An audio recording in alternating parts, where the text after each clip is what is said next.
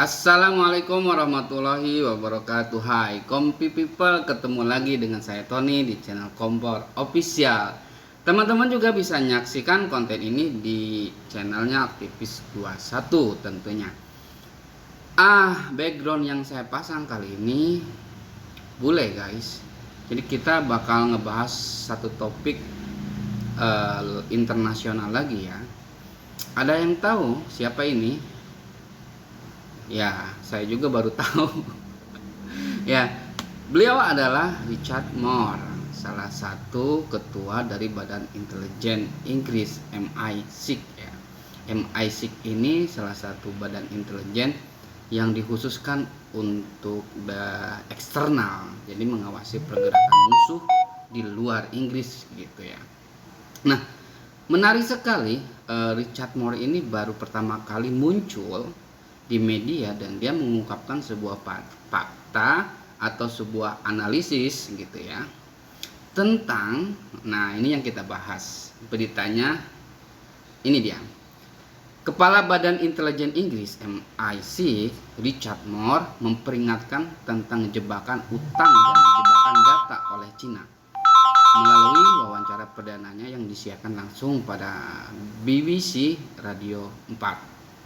Moore yang dikenal sebagai Xi, jadi mungkin nama intelijen itu ya atau nama detektif itu pakai simbol gitu ya, dia dikenal sebagai Xi, mengatakan jebakan Cina itu mengancam kedaulatan sehingga dia mengusulkan langkah-langkah defensif. Dia melanjutkan, Cina memiliki kapasitas untuk mengumpulkan data dari seluruh dunia dan menggunakan uang untuk membuat orang lain tertarik. Mantan agen rahasia ini menyebut Beijing mencoba memanfaatkan pengaruhnya melalui kebijakan ekonomi yang bertujuan membuat orang-orang terperangkap. Mungkin pernah dengar ya, jebakan ekonomi gitu ya, debt trap. Kita lanjutkan dulu. Sedangkan terkait jebakan data, Moore menuturkan, ketika Anda mengizinkan negara lain mengakses data yang sangat penting terkait masyarakat di negara Anda, seiring berjalannya waktu hal itu akan mengikis kedaulatan Anda. Anda tidak lagi memiliki kendali atas data tersebut. Hal itu sangat kami waspadai di Inggris dan kami telah mengambil langkah-langkah defensif, lanjut dia. Moore menyebut Cina telah menjadi prioritas tunggal terbesar bagi MI6 ketika dia berbicara di Institut Internasional untuk Studi Strategis di London. Dia juga memperingatkan potensi salah perhitungan akibat kepercayaan dari Beijing pada isu seperti situasi di Taiwan yang bisa menimbulkan ancaman serius bagi perdamaian global. Ini mulai memanas ya situasi di Taiwan ini. Ketika Cina memulai mengancam Taiwan, sekutu-sekutu Taiwan seperti Amerika ya dan beberapa negara Uni Eropa bisa pasang badan ya membela Taiwan, dan ini bisa menyebabkan perang dunia gitu. Oke. Bagaimana dengan utang dan investasi Cina di Indonesia? Ya, itu kan di Inggris ya. Jadi intelijen Inggris sudah mengingatkan pemerintahannya harus membuat, walaupun tidak menyerang, mereka minimal punya sistem defense gitu ya yang bagus agar tidak itu tadi terjebak jebakan dari Cina gitu. Nah, pertanyaannya bagaimana dengan kita? Ini menarik. Kita lihat data Bank Indonesia menunjukkan utang luar negeri Indonesia ke Cina per Agustus 2021 berjumlah 21,2 miliar US dollar atau 305 triliun. Luar biasa ya. Kalau dibeliin kerupuk mungkin. Cina merupakan peminjam terbesar keempat kepada Indonesia setelah Singapura, Amerika, Jepang, Cina. Berarti yang paling gede Singapura ya. Terus Amerika dan Jepang. Data juga menunjukkan bahwa jumlah utang Indonesia meningkat lebih dari 400% dalam 10 tahun terakhir. 400%. Berarti kalau 10 tahun terakhir itu 2001 ya, 2011 ya, 2011. Dari tahun 2011 sampai sekarang itu udah 400% hutangnya. Selain itu, Cina juga merupakan negara kedua dengan nilai investasi terbesar kedua di Indonesia setelah Singapura. Nah, tadi kan kalau ngitung utang ya, tapi kalau ngitung investasi ternyata Cina itu negara kedua terbesar. Yang paling besar Singapura. Menurut data Badan Pusat Statistik BPS, nilai investasi Cina di Indonesia pada tahun 2020 berjumlah 4,8 miliar atau 68,9 triliun. Ini 2020 ya guys. Mungkin 2021 setelah ada proyek Meikarta, proyek yang kereta cepat membengkak itu mungkin nilainya bisa berubah lagi. Nilai investasi itu meningkat lebih dari 2 kali lipat dibandingkan 2018 yang berkisar 2,37 miliar. Peningkatan investasi Cina tidak lepas dari proyek Belt of Road (BRI), program ambisius Presiden Xi Jinping yang dimulai pada 2013. Indonesia mendapatkan 72 proyek BRI bernilai total 21 miliar sejak 2015. 2013, 2014 pemilihan presiden. Salah satu proyek besar BRI di Indonesia adalah pembangunan kereta cepat Jakarta-Bandung yang dikerjakan melalui joint venture China Railway International dan PT Pilar Sinergi BUMN. Proyek kereta cepat ini mulai bernilai 0,7 miliar atau sekitar 86 triliun, namun belakangan membengkak menjadi 8 miliar atau sekitar 114,24 triliun. Ini yang kita tadi katakan ya.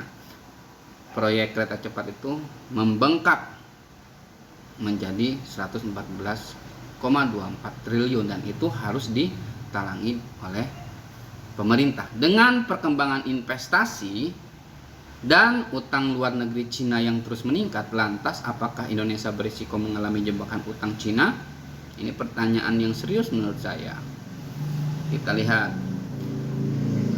Ini menurut Direktur Eksekutif Center of Reform on Economic Core, Muhammad Faisal mengatakan kepada BBC Indonesia bahwa potensi tersebut selalu ada. Apalagi investasi Cina berkembang sangat cepat dalam 5 tahun terakhir dan kesepakatan yang terbangun tidak hanya melalui pemerintah namun juga swasta dan BUMN. Menurut dia, apabila jebakan utang yang dimaksud adalah penyerahan pengelolaan aset kepada Cina karena gagal membayar utang, maka kasus seperti ini memang belum terjadi di Indonesia. Belum ada ya, memang belum terjadi ya, belum terjadi.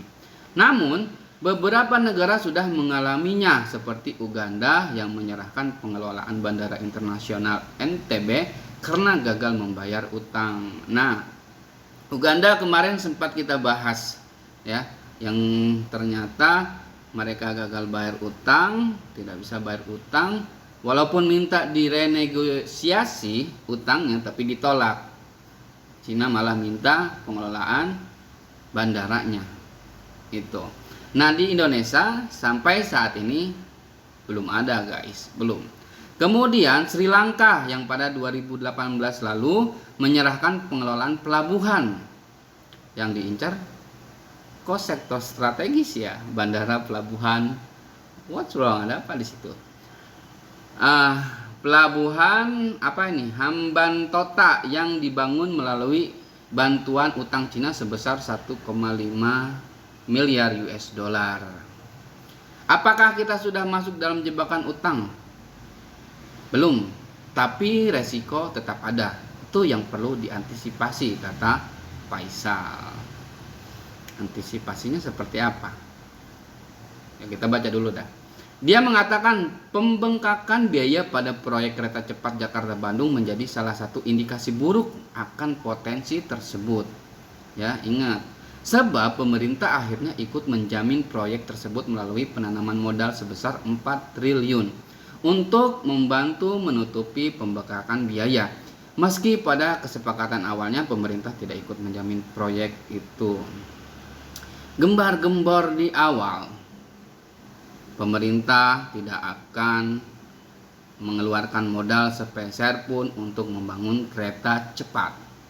Ya, bahkan ketika Menteri BUMN pada waktu itu ditanya oleh DPD dan DPR, dia menjamin bahwa proyek kereta cepat ini tidak akan melibatkan pemerintah, pure swasta, B2B, business to business. Akhirnya apa hari ini? Ya, dengan banyak alasan A, I, U, E, O, pemerintah harus turun tangan juga. Ya, ini mungkin yang disebut Bang Faisal ini, resiko itu ada gitu ya. Potensi seperti itu harus diantisipasi dengan perencanaan yang lebih baik sehingga tidak ada pembengkakan biaya yang besar. Juga konsistensi antara kesepakatan awal dengan realisasinya, ujar Faisal. Nah, inilah yang jadi masalah gitu ya, ketika sebuah proyek itu dibangun secara tergesa-gesa, ya tidak ada perencanaan yang baik gitu ya, mengabaikan berbagai macam aturan, akhirnya seperti ini. Yang diuntungkan siapa dan yang dirugikan siapa itu jelas sebenarnya. Jauh sebelum itu, pada 2019 lalu, Menteri Koordinator Bidang Maritim dan Investasi siapa? Luhut Binsar Panjaitan meyakini bahwa Indonesia bisa terhindar dari jebakan utang Cina. Ada yang memperingatkan debt trap. Untuk itu, yang skemanya tidak seperti kita. Itu untuk yang skemanya tidak seperti kita. Kita tidak melakukan perjanjian G2G antar pemerintah sebab skema kita B2B antar badan usaha itu sangat baik untuk mengurangi risiko jebakan ini, kata Luhut pada 26 April 2019. Dikutip dari situs resmi Kemenko Marves. Iya, awalnya B2B, tapi karena bisnisnya adalah BUMN dan BUMN itu tidak sanggup lagi, akhirnya jadi G2B gitu ya. Nah, gimana teman-teman tanggapannya? Silahkan berkomentar di kolom komentar, berikan masukannya untuk negara kita tercinta ini. Paling itu dulu berita dari saya. Sekian, terima kasih. Assalamualaikum warahmatullahi wabarakatuh.